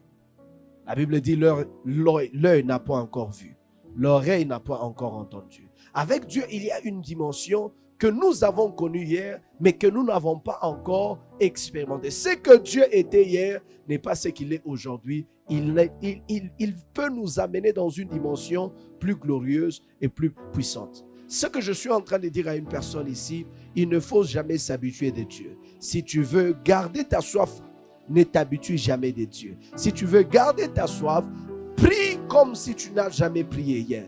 Si tu veux garder ta soif, tu as besoin de passer de temps d'intimité avec Dieu. En réalité, j'ai envie de vous dire que sois prêt à payer le prix. Amen. Plusieurs personnes ne sont pas prêtes à payer le prix. Il y a des gens, il faudrait que tu dises, Seigneur, j'ai prié 2 heures hier, mais ça ne suffit pas. Je vais encore ajouter 1 heure de plus aujourd'hui. Ce que j'ai vécu hier, il y a encore une dimension. Bien-aimé, je suis en train de dire à quelqu'un, il y a de gloire qui t'amène dans l'humilité. Il y a de gloire que tu vis avec Dieu qui t'amène dans l'humilité. Alors que Élie était en train de se dire, je suis le seul prophète qui ne s'est pas prosterné. Dieu dit, j'ai caché encore. Il y a des choses que nous n'avons pas encore vues. Bien aimé, j'aimerais dire, au-delà des prophètes et des serviteurs qui sont célèbres aujourd'hui, que ce soit à la télé, que ce soit sur les réseaux sociaux, il y a des personnes encore plus puissantes que Dieu est en train d'utiliser, que nous ne savons même pas leur nom.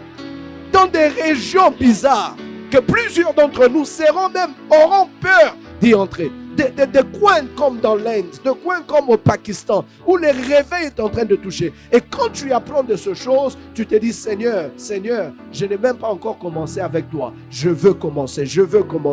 Et c'est pour cela, j'aimerais dire, la Bible dit, c'est Paul qui le dit, il dit, une chose je fais, j'oublie tout ce qui est derrière moi. La gloire d'hier doit être oubliée si tu veux une nouvelle gloire. Le succès d'hier doit être oublié si tu veux le succès d'aujourd'hui. La puissance d'hier doit être oubliée si tu veux une nouvelle puissance aujourd'hui. Ce qui nous tue, c'est le souvenir d'hier, le confort d'hier. Parce que nous vivons en hier alors que nous sommes aujourd'hui, nous ne sommes pas prêts à voir le futur que Dieu a pour nous. Ma prière est que chacun d'entre nous, jour après jour, connaisse Dieu comme jamais auparavant. Je pense que le pasteur Gaylor vient de nous introduire à la partie que moi j'attendais le plus, à vrai dire. C'est le moment que, à chaque fois je pensais à cet atelier, c'est à cet instant que je pensais. Tout à l'heure, quand on a présenté le travail, on a parlé du deuxième objectif qui est de transmettre cette soif. Il a évoqué le cas de cette femme samaritaine. Ce que j'ai compris dans ce récit, c'est que cette femme a reçu la soif.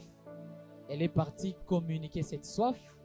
Et les autres aussi ont dit, nous aussi, nous allons voir. Donc, c'est-à-dire que la soif, elle est contagieuse. Je ne sais pas si vous allez me contredire. Alors, puisque la soif, elle est contagieuse, vous savez, si on a fait cet atelier, c'est pour cette raison. C'est que, tel que vous êtes là, que vous puissiez nous communiquer, nous contaminer, si je peux dire ainsi. Si vous avez la Covid de la soif de Dieu, que vous puissiez nous contaminer ça. Si vous, parce qu'on a entendu vos témoignages, on a entendu votre expérience, on sent que cette soif, elle est là, elle est en train de couler.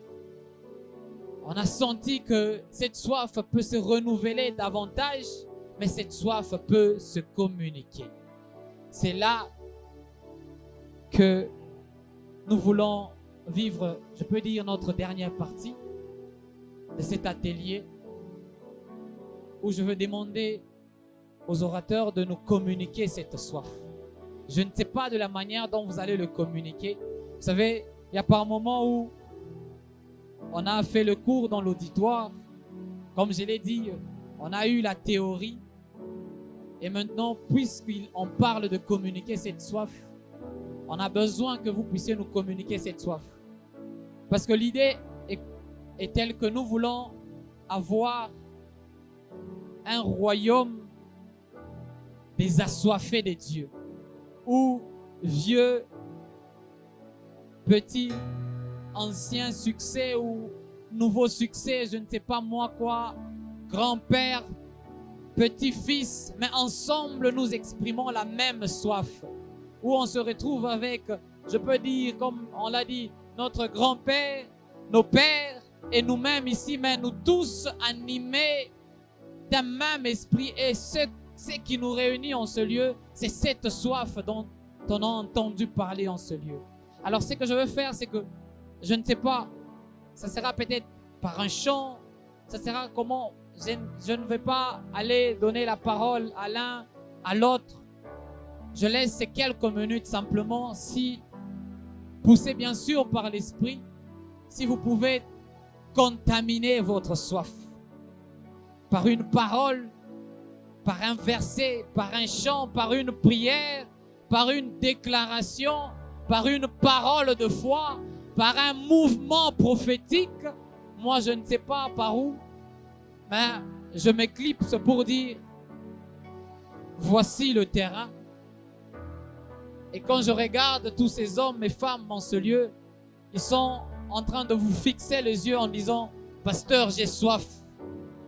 Contamine-moi ta soif. Quand tu parles, je sens qu'il y a la soif dans ta parole. Je sens qu'il y a la soif dans ta manière même de tenir le micro.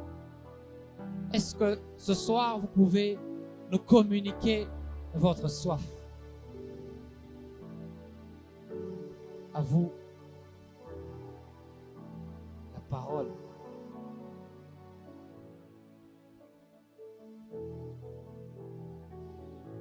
Je ne sais pas. Amen. Moi, je vais commencer. Je ne veux pas prier ou vous dire d'aller prier ou d'aller jeûner. Parce que ces choses, vous les connaissez déjà. Mais je vais vous dire quelque chose. Vous avez déjà lu dans la Bible quelque part où on dit tel père, tel fils. J'ai commencé par dire la soif, ça commence par la naissance. Je vais vous amener quelque part encore dans la Bible, dans la parole du Seigneur. Parce que vous pouvez avoir un grand-père spirituel, très puissant, très fort, comme nous on a eu.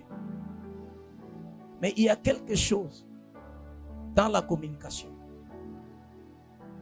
C'est la personne qui reçoit. C'est là où dans la parole, dans la parabole, on a dit la semence qui est tombée dans la bonne terre. Vous pouvez connaître comment faire les choses. Et si vous n'êtes pas une bonne terre, ça va vous passer au-dessus ou à côté. On peut avoir la qualité de la bonne semence. Mais si cette semence-là ne rencontre pas une bonne terre,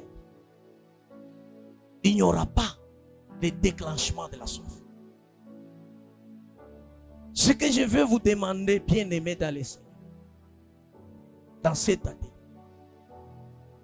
soyez de bonnes terres. Là où, quand on met, et puis ça pousse. Pour être une bonne terre, afin de produire la soif, c'est une obéissance absolue. L'obéissance absolue par rapport à celui qui peut vous communiquer. Celui qui peut vous communiquer, il a cette semence. Je parlais de la naissance au début. La bonne terre, ça n'échoue jamais. Vous pouvez avoir des pères spirituels très puissants. Mais si vous n'avez pas la capacité de recevoir, il n'y aura rien. C'est là que je vous ai dit, c'est un problème de préoccupation. Et la bonne terre, elle est prête. Elle est préoccupée par ce qu'on veut mettre là comme sémence. Vous savez que la terre parle. La terre entend. Je vous amène en Genèse où Dieu, il ne parle qu'à la terre. La terre était informe et vide. Mais Dieu a commencé à parler à cette terre-là quand il a placé l'esprit qui s'est mouvé. Il a dit que la terre produise.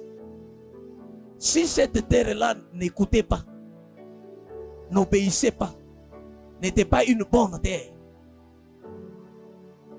nous ne serions pas aujourd'hui ici ou bien avec les manguiers, les pommiers, tout ça. C'est ce que je peux vous dire. Parce que si je vous dis, mettons-nous debout, élevons nos mains. Nous avons notre papa ici. On va lui communiquer. Non, non. Il faut que l'on vous parle. Soyez seulement des bonnes terres.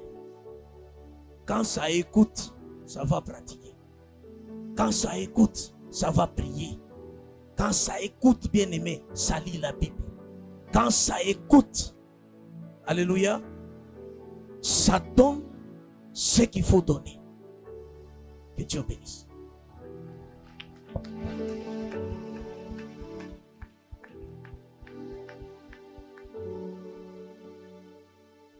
je crois que ma préférence sera déterminée avec le pasteur Guélor aussi.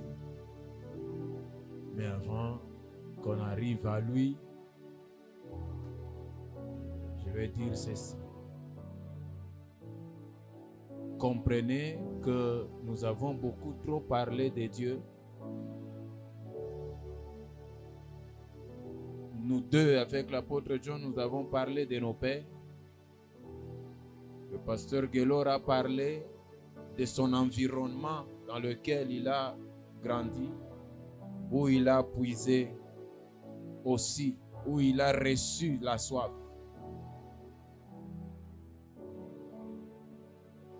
Si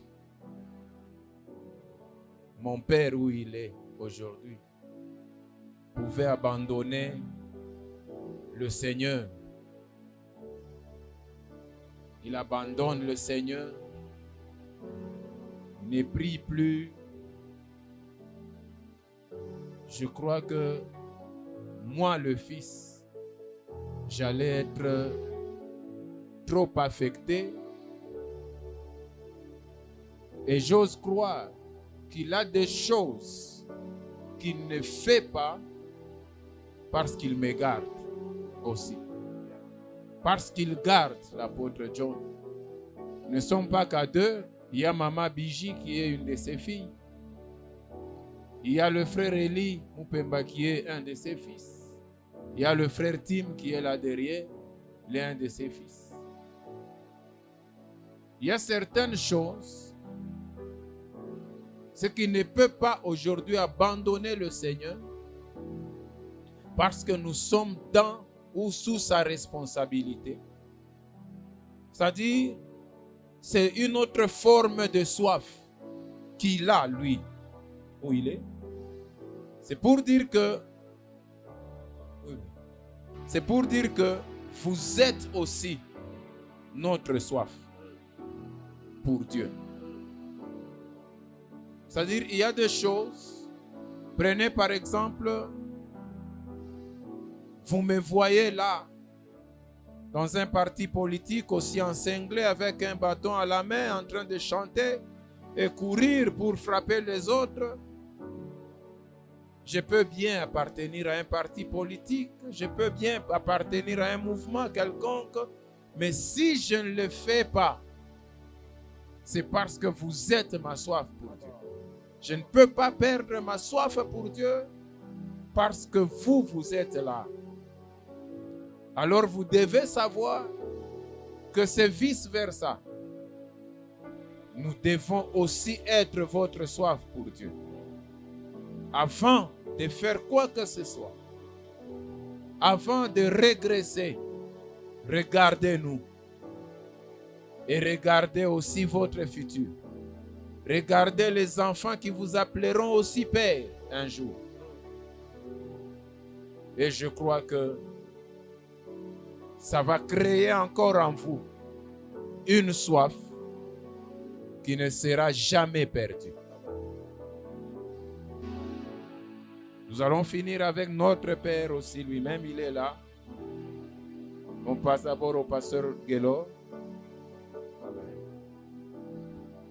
Si vous me permettez de me tenir debout.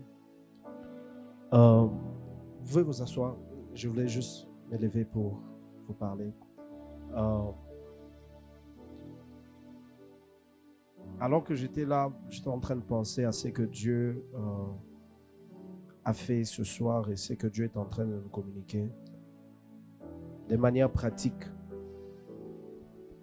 De manière pratique.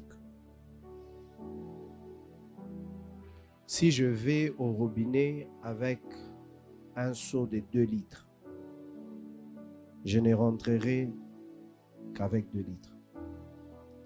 Mais cela ne veut pas dire que le robinet n'a la capacité que me donner 2 litres. Quelqu'un d'autre viendra avec un seau de 5 litres. Il la remplira, mais cela ne veut pas dire que le robinet n'a qu'à la capacité de donner 5 litres.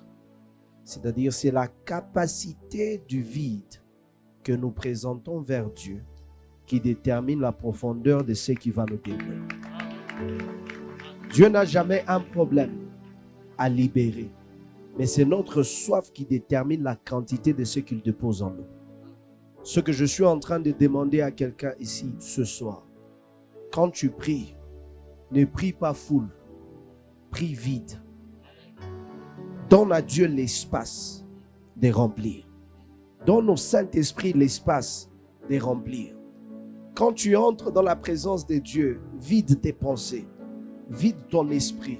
Ce qui s'est passé dans la journée constipe ton esprit. Libère ça. Rentre dans la présence vide. Seigneur, remplis-moi. Seigneur, donne-moi. Seigneur, je veux rentrer. Je veux croître dans la profondeur. Ce que j'ai vécu hier n'est pas assez. J'ai oublié ce qui s'est passé hier. Aujourd'hui, une autre dimension. J'aime cette chanson qui dit une autre dimension. La dimension du toucher, la dimension du voir, la dimension de miracle. Il y a toujours une dimension. Aujourd'hui, nous sommes dans cette dimension. Dieu veut t'amener dans une autre dimension. Aujourd'hui, tu es dans cette dimension. Il y a encore une autre dimension. Mais ce qui détermine ce que tu reçois de Dieu n'est pas ce que Dieu a à donner, mais c'est notre soif. C'est le vide que nous portons devant le Seigneur qui détermine la quantité de ce que nous recevons de lui.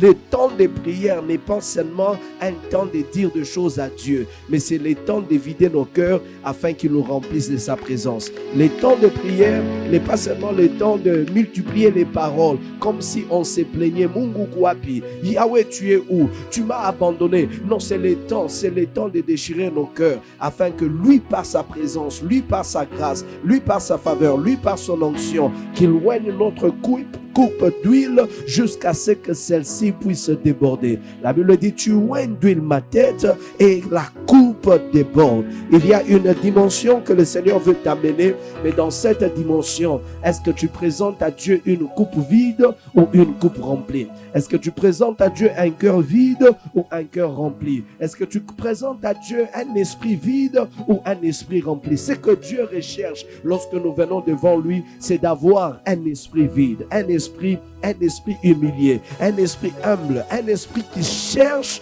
comme si vous me permettez, comme un chiffon. Lorsqu'il est plongé dans l'eau, ce qu'il fait, c'est absorber. Est-ce que quelqu'un peut absorber la présence de Dieu? Seigneur, quand j'entre dans la présence, que je sois absorbé. Lorsque la vie va commencer à me presser, que l'on sache que je ne suis pas vide. Lorsque les situations vont commencer à me presser, que l'on réalise que je suis porteur d'une chose. J'ai pris que ces paroles communiquent en toi la soif et t'amènent dans une dimension au nom de Jésus.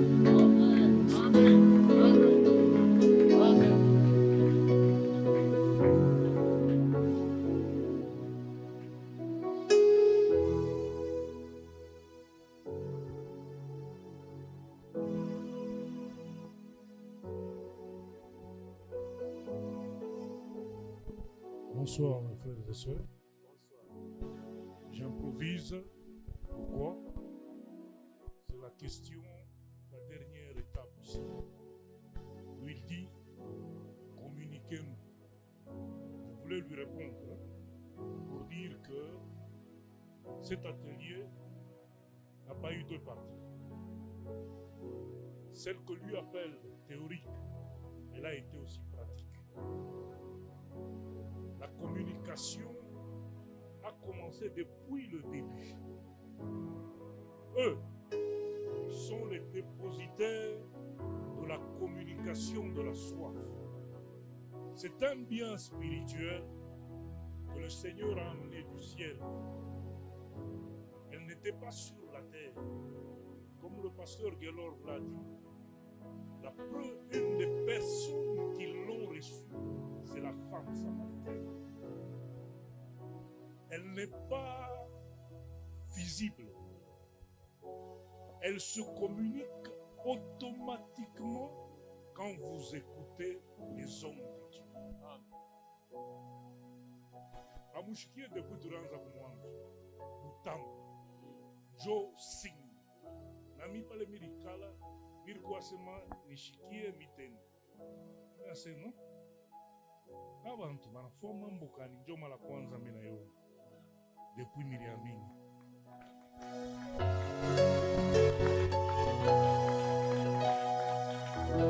Maintenant, depuis le début,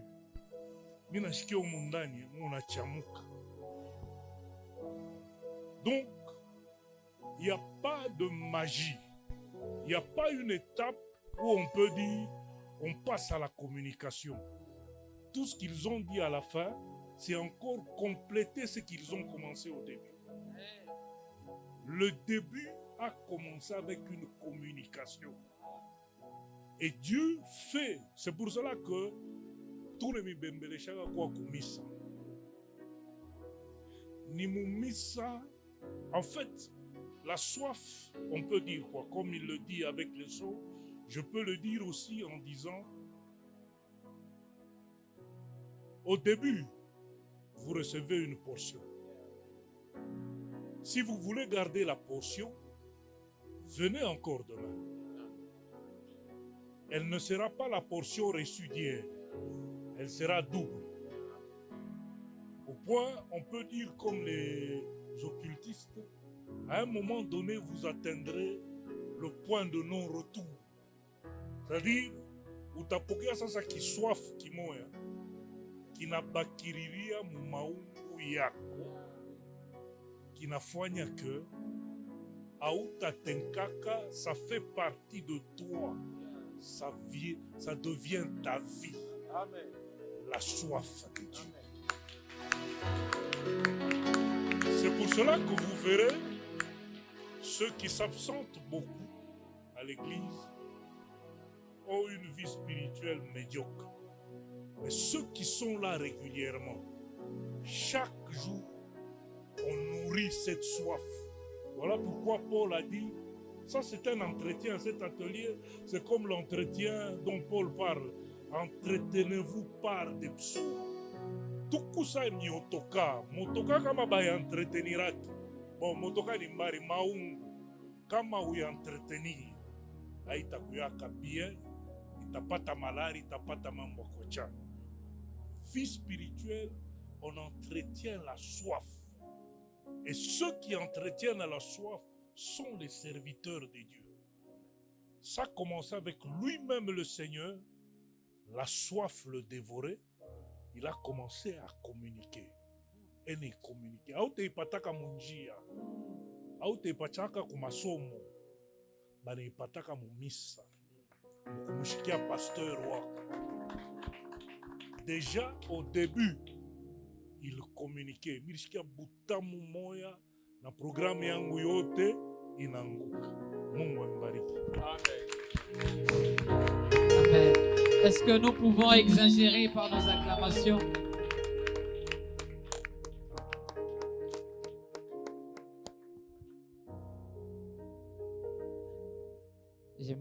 Je voulais dire comme Pierre, ce qu'il a dit à la montagne de transfiguration.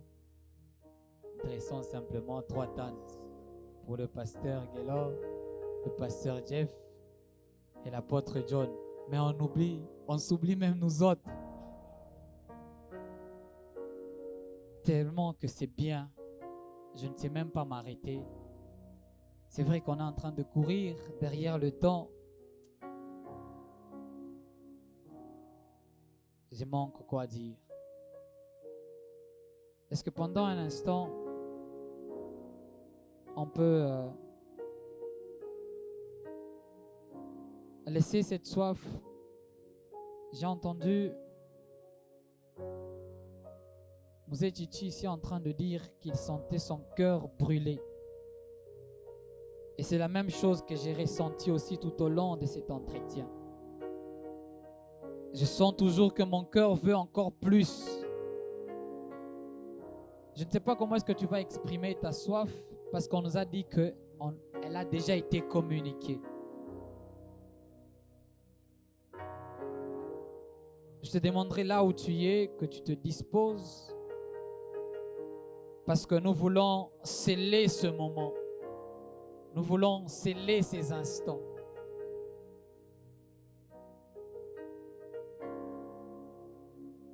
Je laisse l'apôtre Jeff continuer.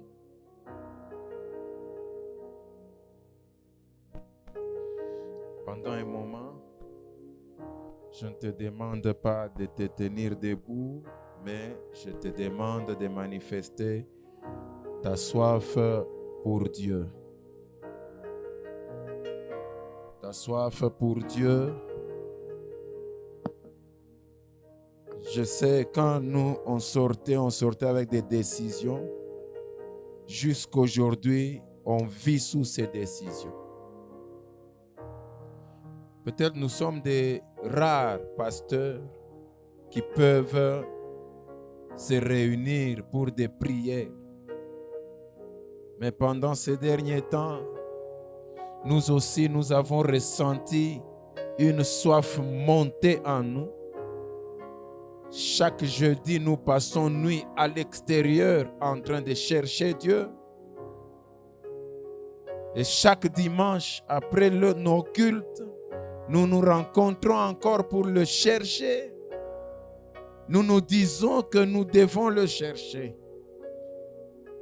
Ésaïe 55 dit, vous tous qui avez soif, venez aux eaux. Venez acheter sans argent. Notre Père a dit, la communication s'est passée. Et c'est ce qu'il a dit, écoutez et vous vivrez. Et votre âme se délectera des mets succulents. C'est ainsi que nous pouvons dire, mon âme a soif de toi. Il y a un cantique qu'on chante, Yawazali Pole. Nous chantons avec la sœur Rosie et chacun devant Dieu. Il va se laisser vide pendant quelques minutes et voir ce que Dieu peut faire avec toi. Peut-être c'est une transformation définitive de ta vie qui fera que tu ne seras plus jamais abandonné. Tu vas continuer, quels que soient vents et marées, dans la vallée de l'ombre de la mort ou dans la vallée des Baca, tu garderas Dieu. Quelle que soit la vie facile ou la vie difficile qui peut se présenter à toi, tu deviens incapable, comme on nous a dit, une phase de non-retour. Tu deviens incapable d'abandonner ce Dieu. Tu deviens incapable de renoncer à l'église. Tu deviens incapable de renoncer à la prière. Tu deviens incapable de renoncer à la lecture de la Bible. Tu deviens incapable de renoncer au collège des frères, à l'assemblée des frères. Tu seras toujours enthousiasmé de te retrouver au milieu des frères. Nous chantons avec la sœur Rosie et que chacun se situe devant Dieu. Que chacun reçoive de Dieu ce que Dieu t'a réservé dans cet atelier.